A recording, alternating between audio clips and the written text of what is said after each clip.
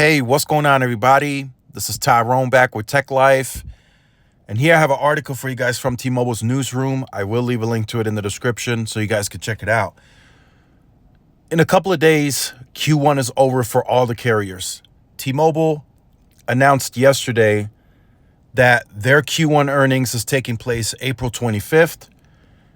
And that's when they will report all of the numbers, the financials, the growth. Everything will be reported on April 25th.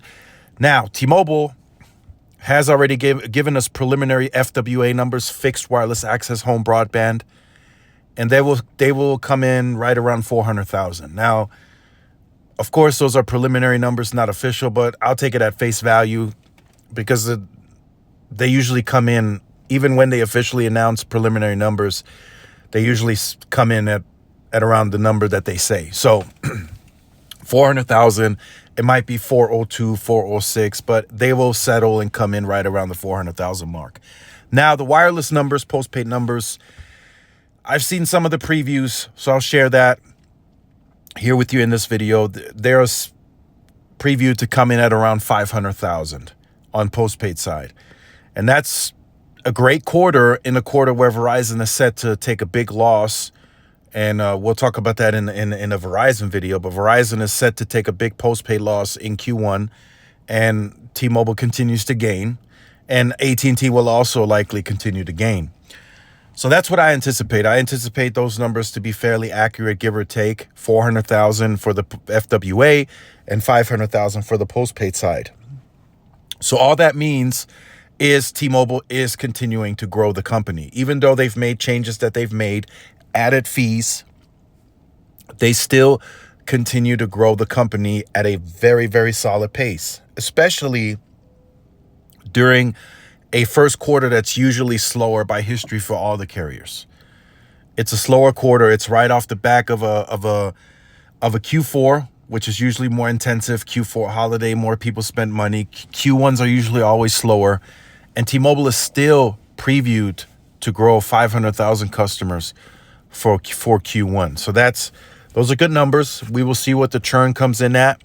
We will see the other financial aspects, the EBITDAs, the free cash flows of the world. We will see that on April 25th. I fully expect that to be right in line with what T-Mobile is guiding for the year, the 16 to 18 billion on free cash flow. So they're making money. They're making money. They're driving up their revenue. They're adding fees, and it's all working. Once again, we're back to the same topic, right? T-Mobile's adding fees. It's a negative. They're no longer the Un-carrier, and it's working. They're winning again. They're growing the base. They're growing the financials, which is what we knew, which is what we've anticipated during the merger hearings when I was making the videos. And I saw people in the comments, some people didn't want to realize it. Some people did.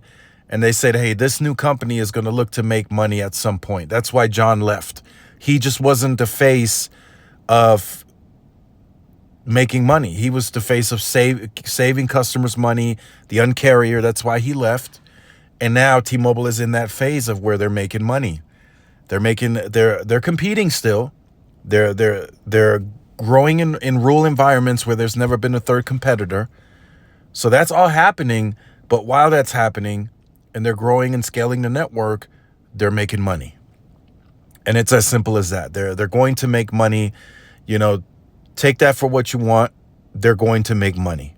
The fees that are coming out, right? The $25 to activate prepaid. I think it's like $35 on postpaid. Those fees are just a part of the phase of them making money.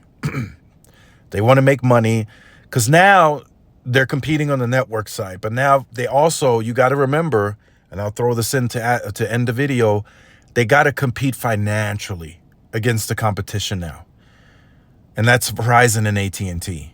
Because if there's another spectrum auction and it turns into a bidding war, T-Mobile has to be able to compete there financially.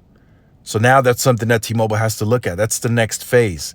They have to get their financials either on par with the competition or even a little bit more ahead, because T-Mobile is growing at such a pace that they also need adequate amounts of spectrum moving forward for them to handle the current base and to further grow the company to the next goal and guidance us beyond 2025. So let me know your thoughts in the comments. Like, share, subscribe if you are new. Follow my social media outlets. This is Tyrone with Tech Live. See y'all in the next one. Peace.